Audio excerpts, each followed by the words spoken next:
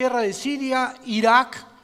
Entonces, durante mucho tiempo se especuló de que el huerto del Edén se encontraba cerca de Irak. Y no solamente eso, sino que yo hace muchos años también lo creí, porque aquí claramente dice el capítulo 2 del Génesis, versículo 10, salía de Edén, pero acuérdense una cosa, el Edén era toda el área geográfica. Y dentro de toda esa área geográfica puso Dios al oriente del Edén el huerto o el jardín donde colocó a la primer pareja humana. Entonces, cuando hablamos de que Adán y Eva crecieron en el Edén, nos equivocamos, porque Dios crea a Adán, síganme con cuidado, fuera del huerto. Y ya que Dios creó a Adán, lo coloca dentro del huerto, o el paraíso o el jardín. Y las únicas que fueron creadas en el huerto, en el paraíso, fueron las mujeres. Nadie se alegra, ¿verdad? Menos los hombres. Vean antes en el capítulo 2 del Génesis, versículo 8, y Jehová Dios, bueno, vamos a ver, sí, Jehová Dios plantó un huerto en Edén. O sea, Edén era la zona geográfica. Fíjense cómo comenzamos a estudiar la Biblia detenidamente y nos sorprendemos de cosas que no habíamos notado antes. Por eso esta serie se llama Los Misterios de Dios. Jehová plantó un huerto en Edén al oriente y puso allí al hombre. O sea, Adán fue colocado en el huerto del Edén. No fue creado en el huerto, fue creado en el Edén, o sea, en la zona geográfica. Y ahí puso al hombre que había formado, y ahí hizo Dios nacer los árboles que ya sabemos, del árbol de la vida, los árboles frutales, etcétera, etcétera. Versículo 10. Y de ahí del Edén, o sea, no del huerto, del Edén salía un río para regar el huerto, y de allí se repartía en 4 brazos. El nombre de uno era Pisón. Este rodeaba la tierra de Ávila, donde hay oro. Y el oro de aquella tierra es bueno. Allí también hay también bedelio y ónice. El nombre del segundo río era Gilgón. Este es el que rodea toda la tierra de Cus, o sea, el África. Y el nombre del tercer río Hidekel, que este es el río Tigris. Este es el que va al oriente de Asiria. Y el cuarto río es el Éufrates. Entonces, cuando vemos un mapa actualmente de toda la zona del Medio Oriente, nos damos cuenta que el río Tigris y el Éufrates cruzan por Siria e Irak y desembocan casi en el Golfo Pérsico, e Israel está un poco atrás. Pero recordemos algo, cuando vino el diluvio universal, cambió completamente la geografía del Medio Oriente. Muchos creen que el río que no tiene nombre aquí era el río Nilo, que está en Egipto al sur de Israel. Entonces, cuando vemos todas estas cosas, podemos nosotros ya armar nuestro rompecabezas, porque la suma de la Biblia es la verdad. Tenemos que tomar aquí y tenemos que tomar allá para poder realmente descubrir los misterios que están aquí escondidos. Vayamos rápidamente para comprobar esto al libro de Deuteronomio capítulo 32, Deuteronomio 32, y veamos nosotros en el versículo 8 que la Biblia nos muestra cuando el Altísimo hizo heredar a las naciones. En otras palabras, aquí en este pasaje Dios nos muestra que la conformación geopolítica y geográfica del mundo Él la dividió. Se cree, ¿verdad? Y está comprobado que los 5 continentes que hay ahorita era un solo bloque de tierra. Y Europa se desprendió de América, África se desprendió también, Australia también. Entonces nos damos cuenta que antes todo estaba pegado, pero vino un cataclismo como el diluvio que comenzó a separar los continentes, y esto está demostrado paleontológica y arqueológicamente y antropológicamente también. Y dice aquí la Biblia que Dios hizo heredar las naciones, o sea, Dios le dio a los españoles, ustedes van a ser españoles, italianos, etcétera, etcétera, y vino la división completa del mundo cuando hizo dividir a los hijos de los hombres y estableció los límites de los pueblos según el número de los hijos de Israel. Dios reparte el globo terráqueo y Él organiza la geografía del globo terráqueo poniendo en medio a la nación de Israel, al puntito insignificante que ocupa Israel, que no es más grande que el mismo estado de Nueva Jersey en Estados Unidos. Si tú ves un mapa geográfico, Israel casi ni siquiera se puede distinguir, junto a Egipto, junto a Siria, junto a Jordania, Irán, etcétera, etcétera.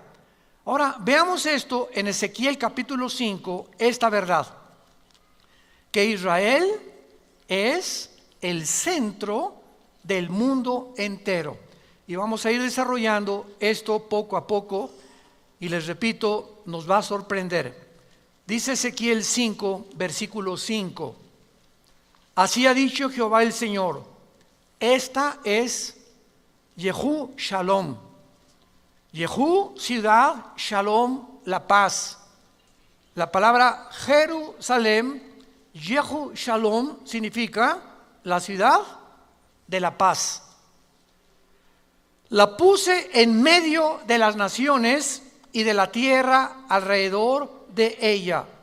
Esta palabra en medio es la palabra Tawej, que significa ombligo. La puse como el ombligo de las naciones. Y esto es muy interesante porque nos damos cuenta que antes de que nosotros saliéramos a este medio ambiente en el cual vivimos, que es el mundo, estuvimos unidos en el vientre de nuestra madre, porque aquí no hay nadie que no haya tenido una mamá, todos venimos de una mujer, y ahí el cordón umbilical era el medio a través del cual la madre, a través de la placenta, nutría o nos nutría, ¿verdad?, al feto con todas las cosas que necesitamos recibir, y al salir del vientre de nuestra madre, del mundo donde nos encontramos, ahí estuvimos 9 meses nadando. No respirábamos el aire que estamos respirando ahorita, sino que a través del cordón umbilical nos proporcionaba el oxígeno a nuestra mamá. Y al salir a este medio en el cual nosotros vivimos, ¿qué fue lo que pasó? Viene el pediatra, ¿verdad?, o los médicos, y nos cortan lo que nos conectaba a la antigua vida para integrarnos a la nueva vida, porque ya ahora no dependeríamos del vientre de la mamá, nos incorporaríamos al mundo en el cual tú y yo vivimos actualmente. Pero nos damos cuenta que el centro del cuerpo humano es el ombligo, porque de ahí salimos. Entonces, esta es la razón por la cual en el hebreo Tawej, dice Dios, Jerusalén es el ombligo de la tierra.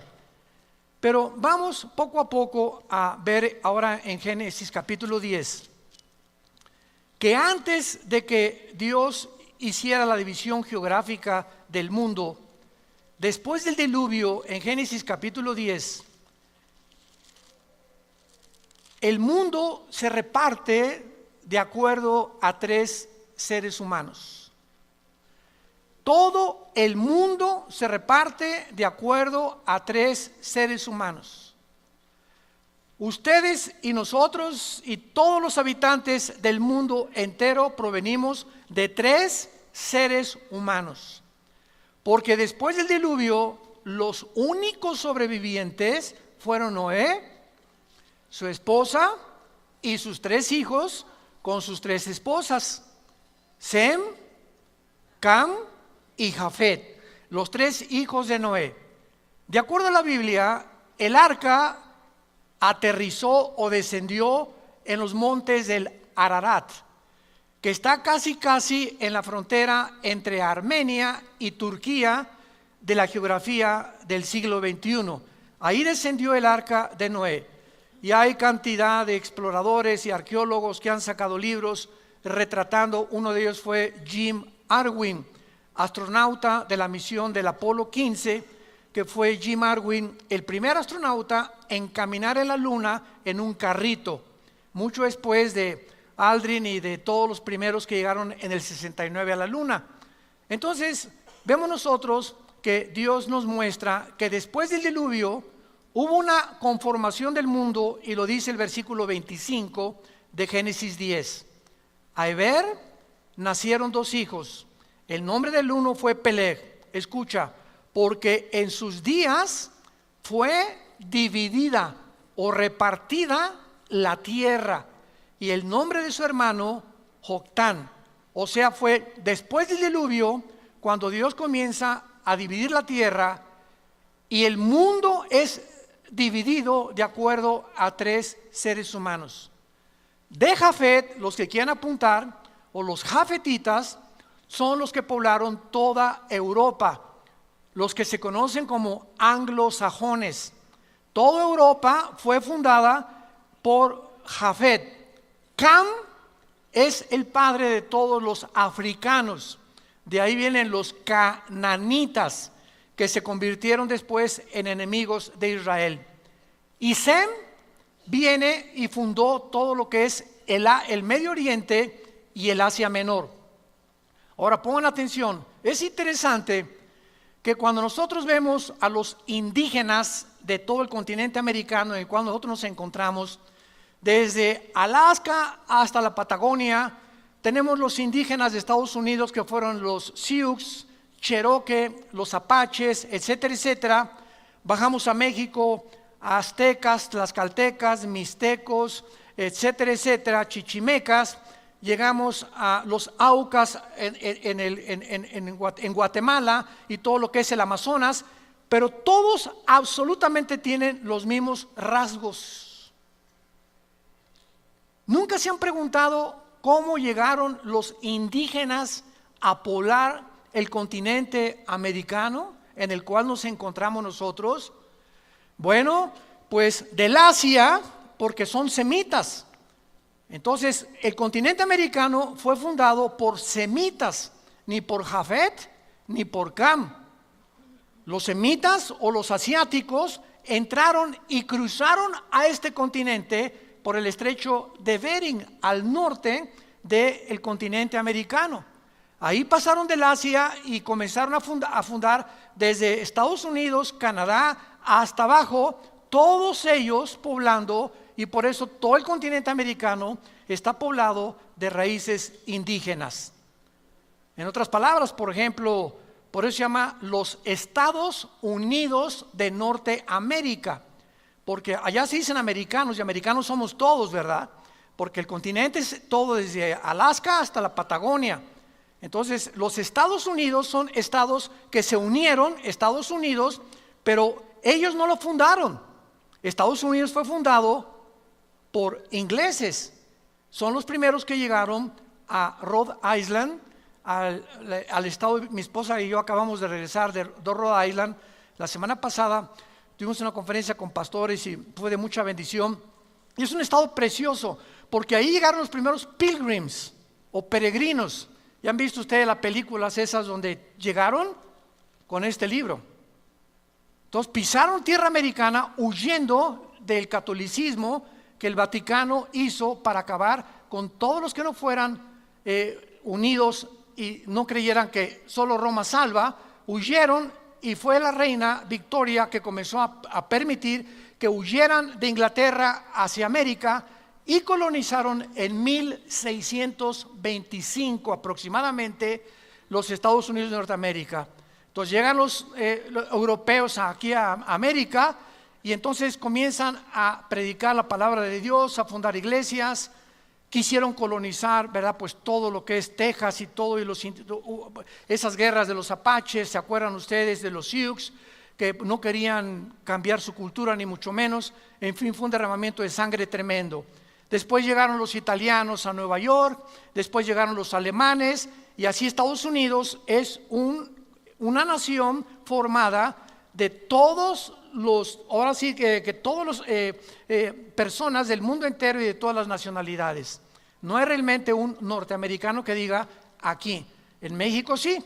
En México, México lindo y querido, hay muchos de ustedes que tienen su ascendencia, ¿verdad?, de la cruza cuando llegan los españoles con Fray Bartolomé de las Casas y se mezclan con las indias que poblaban México. Eran puros indígenas en México y nacen los mestizos. Entonces llega Hernán Cortés y todos los colonizadores y unen la religión católica con la brujería de los indígenas. Se llama sincretismo, si lo quieres apuntar. Sincretismo. ¿Qué es el sincretismo? La mezcla de una religión con la brujería. Entonces vemos nosotros que dentro de las mismas religiones hay mucha brujería. Yo no sé cuántos han notado que en la mayor parte de iglesias hay gárgolas. Y no sé cuántos de ustedes han visto así las gárgolas. A lo mejor no saben ni lo que son las gárgolas. Son demonios. Impresionante que casi en todas, el 90% de las iglesias hay gárgolas, así como estatuitas. Vaya por ejemplo a Mérida, Yucatán, y casi todas las avenidas de Mérida son puras gárgolas. O sea, hay una influencia tremenda, demoníaca, en México, Centroamérica y Sudamérica. Porque cuando llegaron a colonizarnos no llegaron con este libro, llegaron con la religión. No trajeron el evangelio, trajeron la religión que se mezcló con la brujería.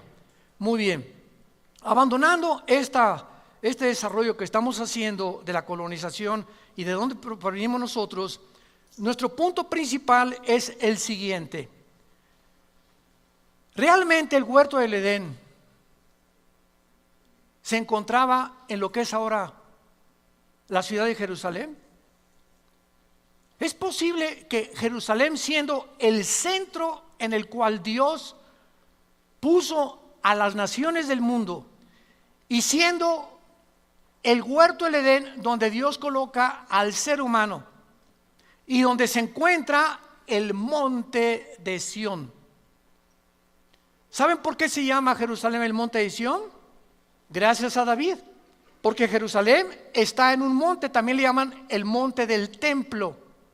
¿Y saben ustedes dónde se encontraba? Virgen de qué llamamos ahorita, de la Macarena.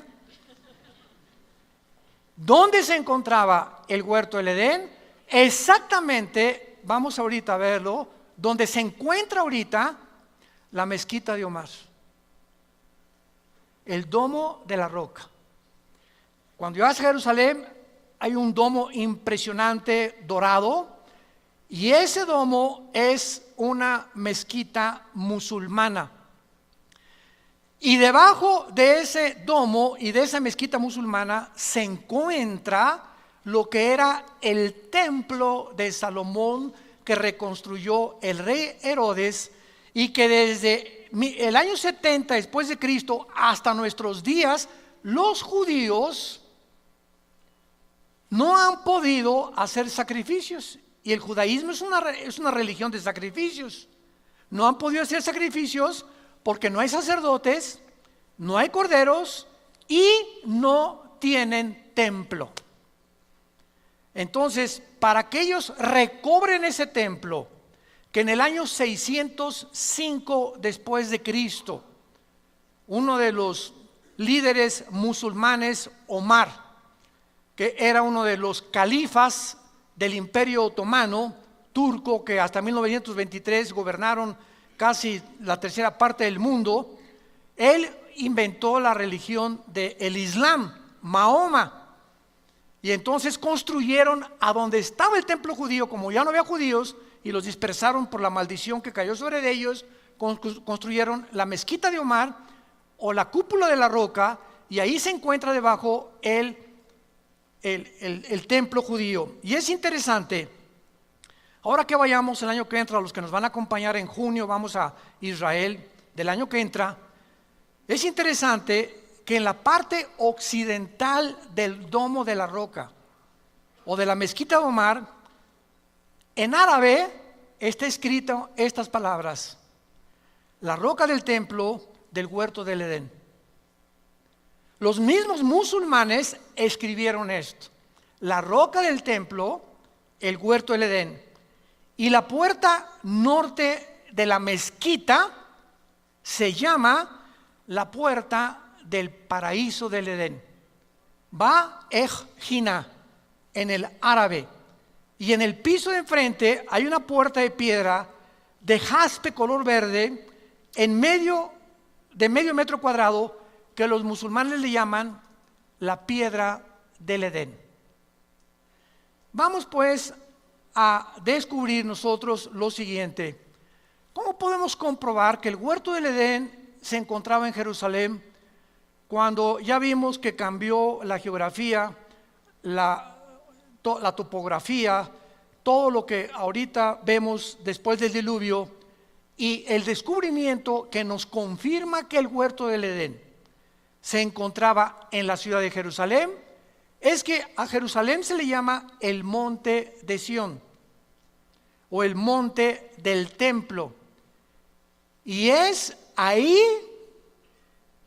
donde fue creado Lucifer.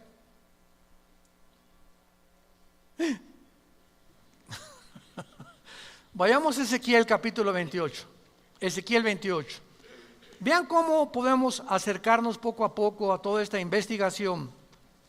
En Ezequiel 28, la Biblia nos da la localización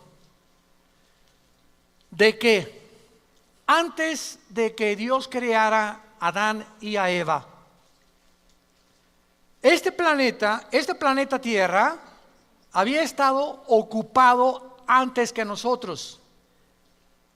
Se le llama el mundo pre-adámico, pero no por seres humanos, porque fuimos nosotros una creación especial de Dios después de los ángeles. Los ángeles se le llama la familia de Dios en el cielo, y la familia de Dios en la tierra es la iglesia, somos nosotros. Entonces, nos damos cuenta que cuando estudiamos la Biblia, Satanás o Lucifer, que era su nombre, el que lleva la estrella o el que porta la luz, su nombre no es Satanás. La palabra Satanás viene del hebreo Satán, que significa enemigo o adversario. Entonces es un título nada más. Licenciado Carlos Vélez. Licenciado es el título, su nombre es Carlos, su apellido es Vélez. Entonces cuando hablamos de Satanás, no es un nombre, es un título, el enemigo de Dios. El diablo no es un nombre. El diablo significa el que acusa, el que calumnia. Son títulos que nos hablan del carácter de Lucifer. El nombre de él es Lucifer, la estrella de la mañana, y vamos a ver por qué. En Ezequiel 28, versículo 12 en adelante, dice: hijo de hombre, levanta endechas sobre el rey de Tiro, y dile, así ha dicho Jehová el Señor, tú eras el sello de la perfección. Aquí inmediatamente descubrimos que no está hablándole al rey de Tiro, a una persona física, humana como tú y como yo. Y lo vamos a ver más adelante, porque realmente ningún ser humano ha sido creado perfecto como Lucifer lo fue. Entonces, cuando está hablando el Espíritu Santo, nos está mostrando la Biblia que siempre detrás de los gobernantes se encuentran poderes de las tinieblas. Detrás de mucha gente, de muchos brujos, de muchos gobernantes, de muchos artistas, de muchos músicos, de muchos políticos, de muchos cantantes, se encuentran otras entidades espirituales que los están usando en el mundo. Y la mayor parte de los seres humanos no descubrimos ni nos damos cuenta, y creemos, por ejemplo, ¿verdad?, que esa persona, como un Hitler, ya los mismos estudiosos, psicólogos y psiquiatras que han estudiado la persona de Hitler saben que no era una persona normal, que había una fuerza extraña. Los mismos que se acercaban a Hitler sentían algo diabólico en él, y la Biblia nos muestra claramente que, pues claro, era un personaje completamente controlado por demonios. Más bien le ganaba al gadareno. porque el gadareno tenía 5,000 demonios y Hitler lo gobernaba un principado, un jefe de los demonios. Entonces la Biblia nos muestra también, ¿se acuerdan de Pedro?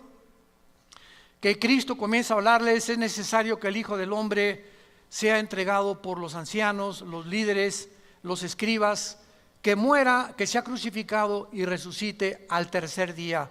Y en ese momento Pedro se acerca y le dice: no, Señor, no te acontezca tal cosa. Y se voltea a Jesús y le dice: aléjate de mí, Satanás. En ese momento algo estaba ocupando las cuerdas vocales del apóstol Pedro. Bueno, no era apóstol todavía, pero estaba tratando Satanás a través de Pedro hacer que Cristo no llegara a la culminación de su misión. Entonces, así nos vemos claramente que muchas veces demonios y principados operan en los seres humanos, y para que nosotros podamos tener la capacidad de distinguir o de sentir en el espíritu como una parábola. Hay personas, ¿verdad?, que cuando un cristiano vive cerca de Dios y tiene la comunión con Dios continua, te da a Dios el discernimiento espiritual. La palabra discernir significa distinguir entre lo bueno y lo malo, entre lo que es de Dios y lo que no es de Dios. Ahorita vemos la televisión y el mundo entero está lleno de predicadores falsos, de profetas falsos, de apóstoles falsos, y la gente, amén, amén, amén. La mayor parte de la gente no distingue en verdad ni siquiera como esa persona. Y dices: pero ¿cómo le puedes creer a esa persona, no? ¿Cómo es posible que puedas aceptar lo que él está predicando, que está violando la palabra de Dios? Porque no tienen discernimiento espiritual, y el domingo ni la Biblia traen a la iglesia. Y dice 2 Tesalonicenses 5, van a ser engañados. Y dejemos que aparezca el anticristo para que entonces el engaño se multiplique mucho más. Entonces aquí el Espíritu Santo le está hablando a Lucifer, y vamos a ver por qué. Versículo 13, en Edén. O sea, el rey de Tiro nunca estuvo en el Edén. En Edén, en el huerto de Dios. Edén es la zona geográfica, el huerto es el jardín que Dios colocó para probar a la primer pareja humana. Ahí dice la Biblia que estuvo Lucifer. Ahí estuviste. De toda piedra preciosa era tu vestidura. La palabra merucá en el hebreo, vestidura, no es ropa, es cabañas o lugares de habitar.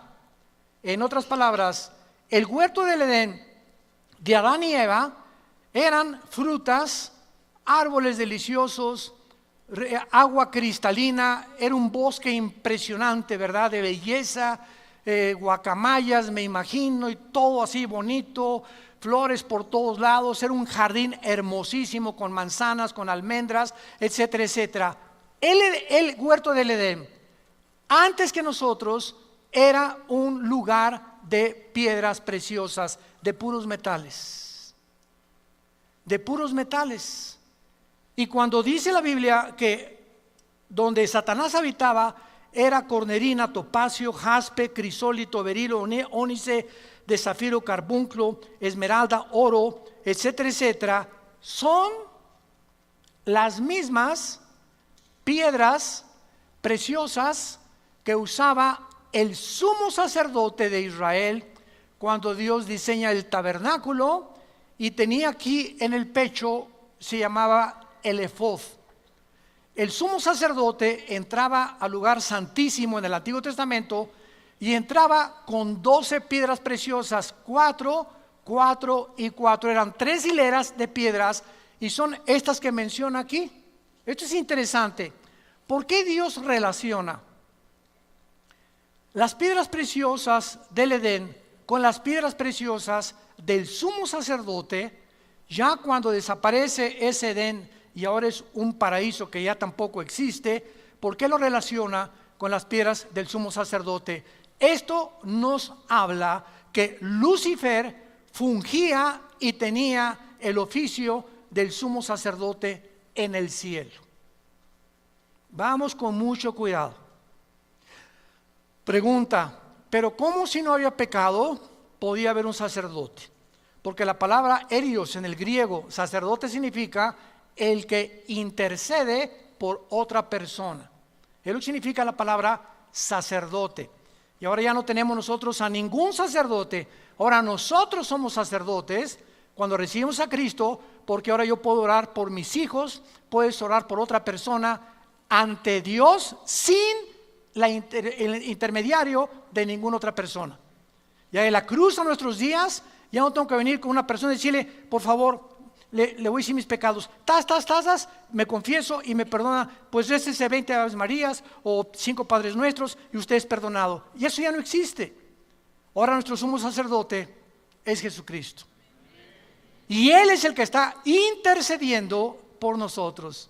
Ya no hay necesidad de intermediarios humanos, porque no hay más que un mediador entre Dios y los hombres, Jesucristo hombre. 1 Timoteo capítulo 2. Muy bien. Entonces, esta era la habitación de Lucifer. Y a lo que vamos es que ahí en el lugar del Edén se encontraba lo que se llama el monte de Sión. Dice el versículo 14, tú querubín grande. 2, Lucifer no era un ángel, no es un ángel caído. Lucifer era un querubín. Los querubines son el rango más elevado de todos los demás criaturas que Dios creó. Por favor, síganme. Los querubines es una especie, entidades espirituales completamente diferentes. Unos tienen alas, otros tienen 4 alas, otros no tienen alas. Abajo de los querubines están los serafines. Isaías capítulo 6 del 1 al 4, que están y no bajan a la tierra. Día y noche están santo, santo, santo. Kadosh, Kadosh, Kadosh es el nombre de Dios, el Santo de Israel. Y los ángeles es otro rango de criaturas que Dios creó para mandarlos a este mundo. La palabra malak en el hebreo y angelos en el griego significa mensajero. Entonces la palabra ángel significa mensajeros. Los querubines no son mensajeros, ni tampoco los querubines, ni los serafines.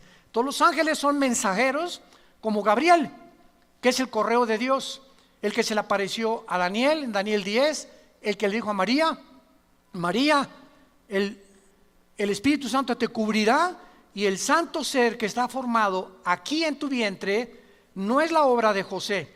Él no va a poner el cromosoma Y, que es el que determina el género masculino, sino que el Espíritu Santo producirá, así como creó a Adán y Eva, y de la nada le puso los cromosomas y la genética y el ADN de la nada. Así a María, de la nada, Dios creó el cromosoma Y para que fuera formado en la fertilización con el óvulo de María, el cuerpo de Jesucristo en su vientre. Entonces, esto es muy importante para que nosotros podamos distinguir claramente las clases y los rangos de criaturas que la Biblia menciona. Ahora, muy bien, tú querubín grande protector, ¿protector? ¿Qué acaso antes de que, porque aquí todavía no caía, más adelante ya sale su caída, ¿de qué protegía? Querubín, ¿por qué ejercía las funciones del sacerdote del Nuevo Testamento? Simplemente porque cuando Dios creó a los ángeles y a los querubines y a los serafines, Dios los creó con la misma capacidad que nos creó a nosotros, con la capacidad de que ellos pudieran algún día hacer una elección entre el bien y entre el mal.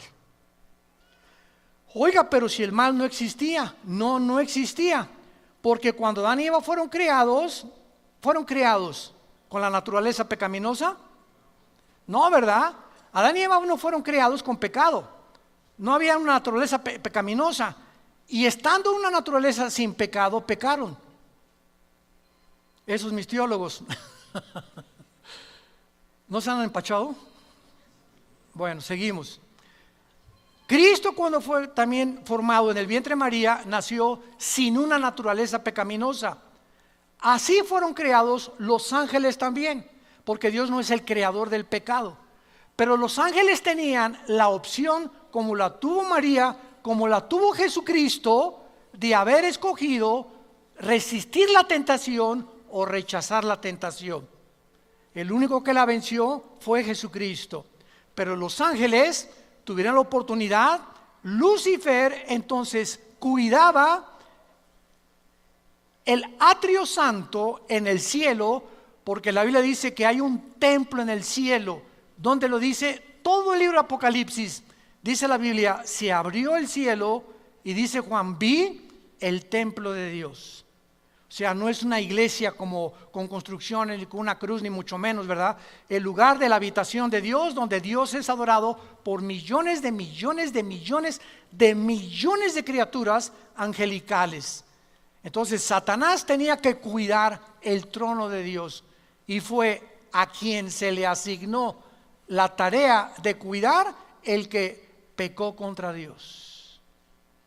Y cuando vemos nosotros la pregunta que la mayor parte de los ateos hacen y en la universidad te van a hacer, ¿por qué Dios creó el mal? ¿O por qué Dios permitió el mal en el mundo? Ellos, los ateos, no tienen respuesta. ¿Por qué creen que nos preguntan a nosotros? Porque el cristianismo es el único sistema de pensamiento que ofrece estas respuestas.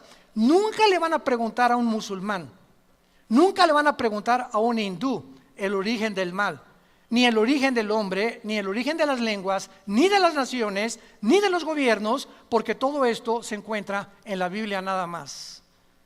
En ningún otro libro sagrado, ni en el Ramayana, ni en los Vedas, ni en el Tripitaka de Buda, etcétera, etcétera, ni en el Corán de los musulmanes, se encuentran respuestas a las grandes incógnitas de la raza humana, más que en las Sagradas Escrituras.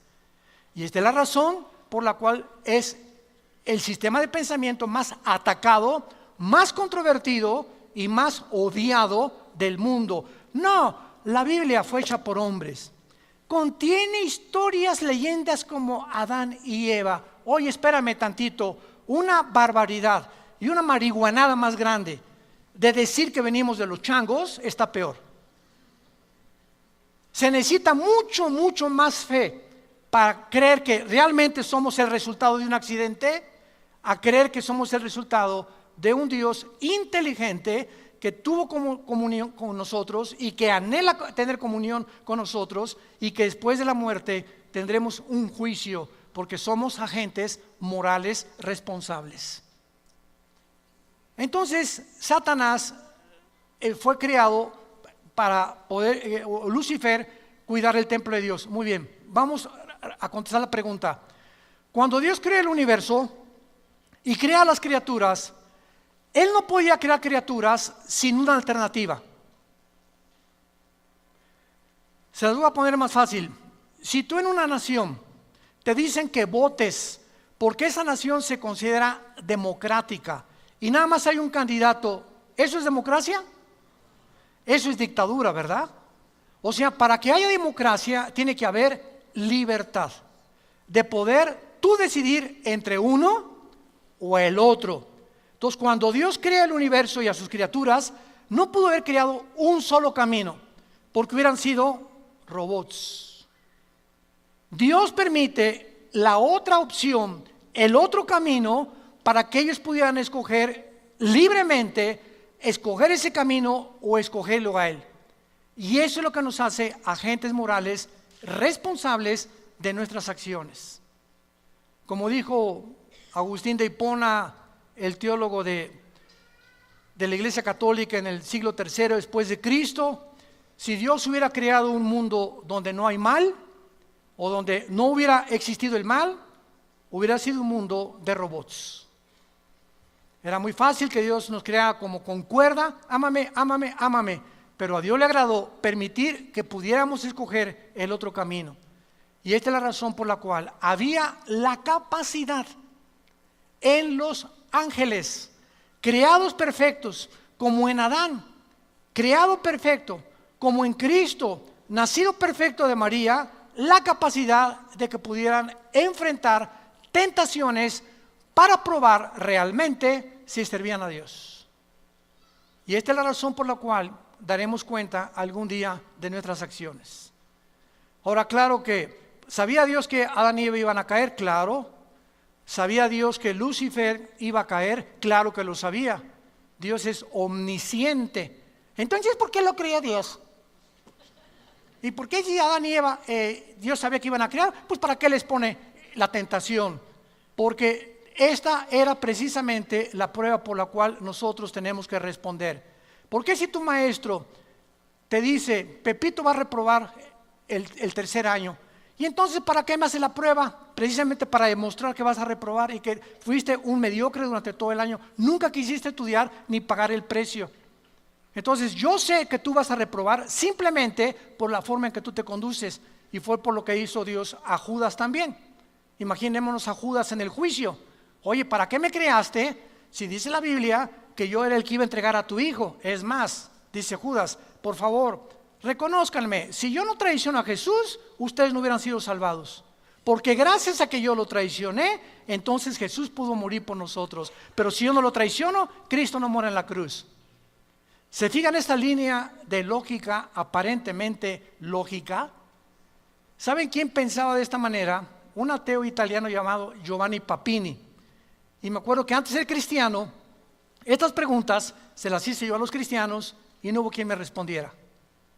Y por eso persistí en mi ateísmo, porque yo exigía respuestas lógicas, razonables, que me hicieran pensar y me hicieran calcular exactamente lo bueno y lo malo y lo que iba a estar de por medio. Y entonces cuando vemos todo este razonamiento nos damos cuenta claramente, ¿verdad?, de que la omnisciencia de Dios no significa que Dios escoge a unos para el cielo y otros para el infierno. Este es un calvinismo completamente extremo. ¿Dios sabe quiénes se van a condenar? Sí. Entonces, ¿para qué me creo? Porque cuando Judas le diga a Dios esto que acabamos de mencionar, Dios le va a decir a Judas, Judas, yo sabía que tú ibas a entregar a mi hijo, por eso escribí antes de que tú nacieras que eras el hijo de perdición. Entonces, ¿para qué me creaste? Porque si no te hubiera creado y hubiera impedido que hicieras lo que hiciste y traicionar a mi hijo, hubiera violado la característica más grande que le di a los seres humanos, la libertad de escoger. El día que Dios coarte la libertad y que diga, ¿por qué no me impidió Dios que me casara con cabeza de albóndiga?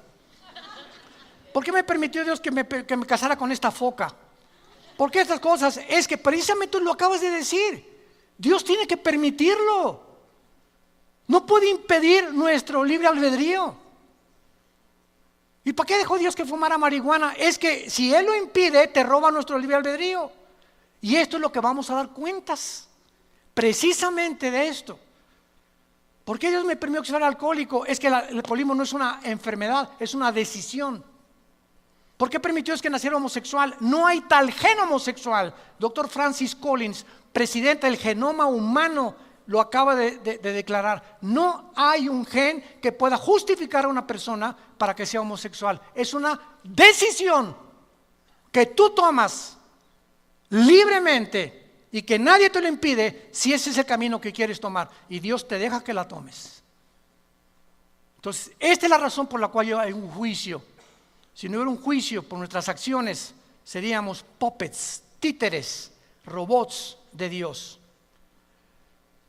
Y lo que nos concierne en Ezequiel 28:14 es después de que se le menciona como querubín grande, protector.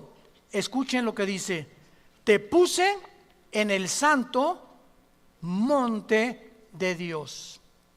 Allí estuviste en medio de las piedras de fuego, perfecto eras en todos tus caminos. Versículo 16, y a causa de la multitud de tus contrataciones, esta palabra contrataciones, reculá, en el hebreo significa tráfico. Tráfico, a causa de algo que Él traficó en el cielo, fuiste lleno de iniquidad. Versículo 18, con la multitud de tus maldades y con la iniquidad de tus contrataciones, profanaste, apunta la palabra hebrea, chalal, C-H-A-L-A-L, como suena, chalal. que significa prostituir o traficar sexualmente. Te prostituiste. Un tipo de tráfico entre los ángeles. Y profanaste tu santuario. O sea, te saliste del orden en el cual yo te había creado. Y por alguna razón misteriosa, la tercera parte de los ángeles se fueron con él. Dejaron el cielo y se fueron con él. Fueron creados en la tierra, subían al cielo y bajaban al cielo, y todavía Satanás tiene acceso al cielo, pero dice la Biblia: te arrojaré en la tierra. Y aquí fue el lugar donde Dios decidió que Lucifer creciera. Y la paleontología, la antropología, la arqueología nos dan testimonio, señores científicos que nos escuchan, de que construcciones como las pirámides de Egipto, de Giza, las de Stonehenge en Inglaterra, los mayas, ¿quién les dio a estas personas humanas hace 4, 5, 6 mil años el conocimiento, sin calculadoras, sin telescopios, sin ningún aparato moderno que tenemos, para poder haber hecho esas pirámides que a través de 4,000 años, el sistema de impermeabilización que tienen, ni siquiera el medio ambiente, ni la erosión del viento, ni la lluvia ha podido penetrar y cargar esas piedras humanamente de 12, 15 toneladas, las de Machu Picchu en Perú? Entonces, Discovery Channel, National Geographic, los extraterrestres. Fuimos visitados por extraterrestres, y es más, hasta tenían las escafandras, como etcétera, etcétera, porque ahí están pintados por todos lados. Y venimos a la Biblia. Esto fue la razón por la cual escribí el libro que acabo de escribir, La invasión de los ángeles caídos. Se los recomiendo, ahí explico todo claramente, para que vayas con tu maestro así y le hagas aquí: mire, aquí están sus extraterrestres, maestro. Eso es lo que el mundo llama que una influencia extraterrestre son ángeles caídos. Son los ángeles que tienen la capacidad de materializar la energía. Y el cristiano ni siquiera ha podido descubrir el poder de la materialización de los ángeles, y que son interdimensionales, que pueden estar en una dimensión los ángeles, en otra dimensión pueden entrar a nuestra dimensión de 4 dimensiones, pueden hacerse visibles, pueden comer con nosotros, pueden tomar forma humana como nosotros. Dice Hebreos 13 que muchos han comido o han hospedado ángeles sin que tú te des cuenta, porque tienen esta capacidad. Según de Corintios 11, Satanás se disfraza como ángel de luz. Nunca, dice un dicho: si tú quieres realmente en una reunión saber quién está influenciado por Satanás, es la persona que menos te esperas. En una reunión de 50 personas, un pastor me dijo: si Satanás quiere llegar a usted, pastor, ¿qué va a hacer? Se va a meter entre todas las personas y va a estar de los más cercanos a usted. Muchas personas de las más cercanas a nosotros, tengamos cuidado, pueden tener cara de ángel y pueden ser personas con una apariencia supuestamente buena. Esos son precisamente los que usa el diablo. Se disfrazan como ángel de luz. Nunca se disfraza como el guasón, ni con cara de loco. Él viene como ángel de luz. Entonces vemos claramente que Israel es el monte de Sión. De acuerdo a la tradición judía, el templo del monte, que es donde se encuentra la mezquita de Omar, es el fundamento sobre el cual Dios creó al mundo, porque allí se encontraba el monte de Dios, el huerto del Edén. Ahí fue donde Salomón edificó su templo. Ahí se le apareció en el monte de Sión a David. Ahí Abraham intentó sacrificar a Isaac, y actualmente es el lugar donde está la mezquita de Omar. La implicación de este estudio es que cuando Dios se separa del huerto del Edén y saca a Adán y Eva, Génesis capítulo 3, lo saca del huerto del Edén y prohíbe que el ser humano regrese al huerto del Edén, poniendo un querubín con una espada encendida. Los querubines significan en la Biblia la santidad de Dios. Por eso en el arca mandaron construir 2 querubines con alas tapando, o sea, nadie puede ver lo que está ¿cómo se llama? Donde se ponía la sangre del sumo sacerdote, cuidando la santidad de Dios. Entonces el querubín en el huerto estaba impidiendo que el ser humano en estado caído no podíamos regresar a tener comunión con Dios. Lo impedía la santidad de Dios y la espada, la justicia de Dios. Esta santidad de Dios y esta justicia de Dios, ninguno de nosotros podía cumplirla, porque somos seres imperfectos y caídos.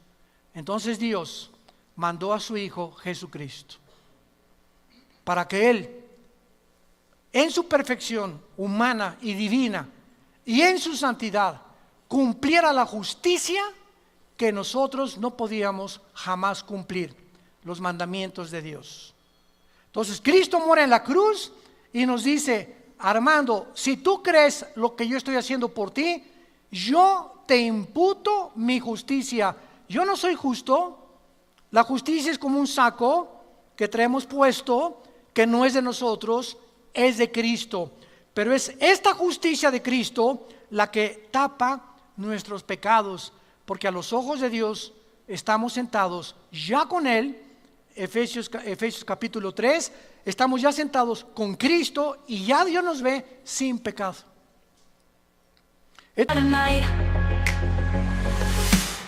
This fragile feeling, a constant ache in my chest, like a glass heart beating, longing for a place to rest. Tired of masks, curated facades we show, yearning for a connection, someone to truly know.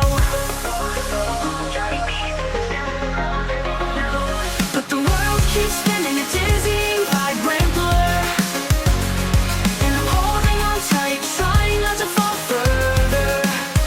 Lost in the digital noise, searching for a signal clear. Can anybody hear me? Is there any solace here? Swiping through the emptiness, a kaleidoscope of lies, empty promises and filtered skies. Is this what it means to be alive in this digital age? Trapped in the reflection of our own self-made cage. This fragile feeling, a constant ache in my chest, like a glass heart beating, longing for a place to rest. Tired of masks, curated facades we show, yearning for a connection, someone to truly know. But the world keeps spinning, a dizzying, vibrant blur, and I'm holding on tight, trying not to fall further. Lost in the digital noise, searching for a signal clear. Can anybody hear me? Is there any solace here?